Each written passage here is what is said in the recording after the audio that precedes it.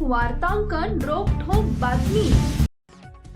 राज्यात वाढत चाललेली वाहतूक कोंडी आणि शहरी प्रदूषण या गंभीर समस्यांवर नियंत्रण मिळवण्यासाठी राज्य शासनाने महत्त्वाचा निर्णय घेतलाय।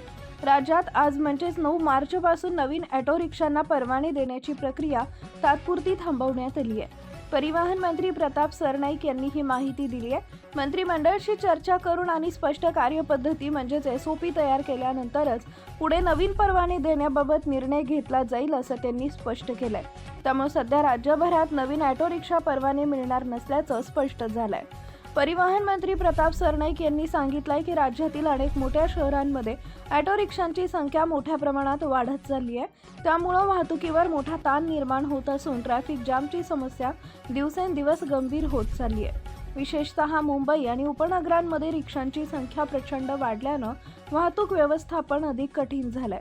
शहरांमधील रस्त्याची क्षमता आणि वाहनांची वाढती संख्या यामध्ये मोठा तफावत निर्माण झाल्यामुळे काही काळासाठी नवीन परवाने देण्याची प्रक्रिया थांबवणं आवश्यक असल्याचं सरकारचं मत आहे। या निर्णयाबाबत केंद्र सरकारशी पत्रव्यवहार करण्यात आला होता। त्यानंतर वाहतूक आणि महामार्ग मंत्रालयानं राज्य सरकारला स्थानिक परिस्थितीनुसार निर्णय घेण्याचा सल्ला दिलाय। राज्यातील 5 लाखांपेक्षा जास्त लोकसंख्या असलेल्या शहरांमध्ये ऑटो रिक्षा परवान्यांबाबत निर्णय घेण्याचा अधिकार राज्य सरकारकडे असल्याचंही त्यांनी स्पष्ट केलंय।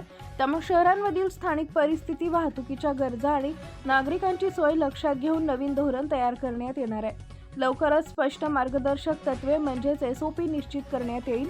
मंत्रिमंडळात चर्चा झाल्यानंतर आणि नवीन धोरण अंतिम झाल्यानंतरच राज्यात पुन्हा ऑटो रिक्षा परवाने देण्याची प्रक्रिया सुरू केली जाईल असंही परिवहन मंत्री प्रताप सरनाईक यांनी सांगितलंय। महाराष्ट्रातील महत्त्वाच्या आणि ताज्या बातम्या पाहण्यासाठी आमच्या जय हो न्यूज चॅनलला सबस्क्राईब करा आणि बेल आयकॉन प्रेस करा।